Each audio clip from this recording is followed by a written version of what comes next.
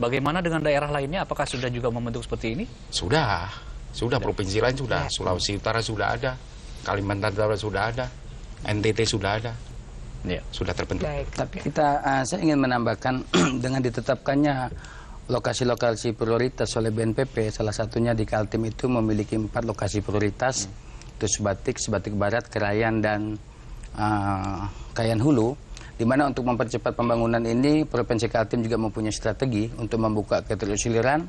Gubernur kami menetapkan untuk peningkatan 3 bandara yang ada di Kalimantan Timur di perbatasan, yaitu Long Ampung, Long Bawan, dan Tedawai.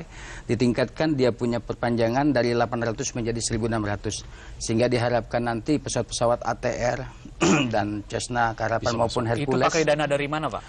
Pertama, dana multi-years yang diberikan oleh Bapak Gubernur untuk mempercepat. Jadi Pak Gubernur kita komitmen untuk membangun perbatasan dengan mendanai dana multi-years untuk pembangunan 3 bandara ini.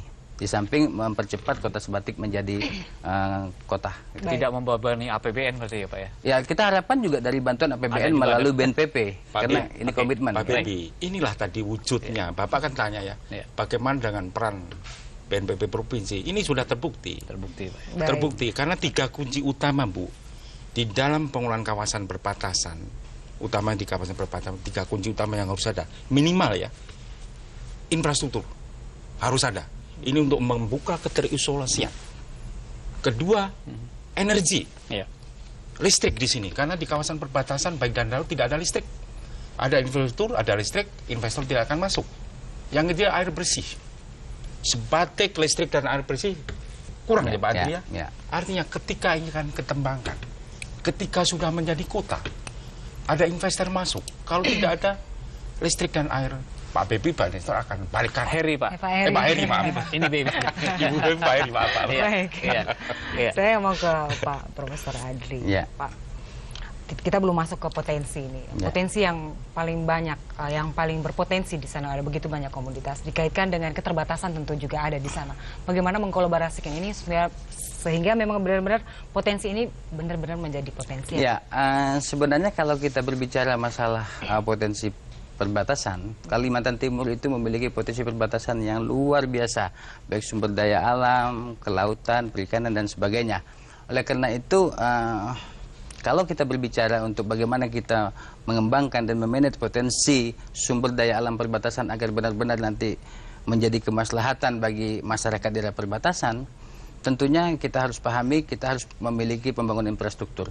Kata kuncinya model apapun, strategi apapun yang kita mau bangun untuk meningkatkan percepatan pertumbuhan ekonomi masyarakat perbatasan, kalau akar permasalahan daripada perbatasan itu belum terpecahkan, dalam hal ini adalah infrastruktur, itu suatu hal yang impossible. Oleh karena itu berbagai macam kegiatan yang dilakukan oleh pemerintah Provinsi Kalimantan Timur, membuka keterasiliasian dengan membangun jalan jembatan dari desa ke desa, desa ke kecamatan, kecamatan, connectivity yang ada di perbatasan itu sudah dilakukan, termasuk perpanjangan bandara udara di 3 kabupaten perbatasan.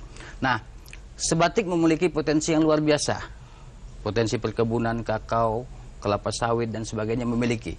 Lantas perikanan, kita memiliki luar biasa tambak, bagan yang ada di Sebatik itu hampir 500 bagan, 400-500 bagan. Kalau satu bagan satu harinya dia mendapat ikan 50 kilo saja, dikalikan 50 atau 400 bagan, berapa ton sumber daya alam kita dari perikanan dan kelautan ini yang diperoleh. Tetapi hanya saja disayangkan proses pemasarannya, karena saya juga selaku akademisi, saya mempunyai mahasiswa-mahasiswa baik dari Unhan, Universitas Pertahanan, dan dari beberapa perguruan tinggi melakukan penelitian masalah bagaimana kegiatan hasil-hasil yang ada di Sebatik ini dipasarkan secara ilegal ke negara tetangga Malaysia. Ini sangat merugikan. Tetapi bagi Malaysia ini suatu keuntungan yang luar biasa. Oleh karena itu kita harapkan dengan nanti jadinya Sebatik menjadi kota Sebatik, masalah-masalah yang timbul baik itu masalah perdagangan ilegal atau border trade yang dilakukan oleh para masyarakat kita maupun masyarakat yang ada di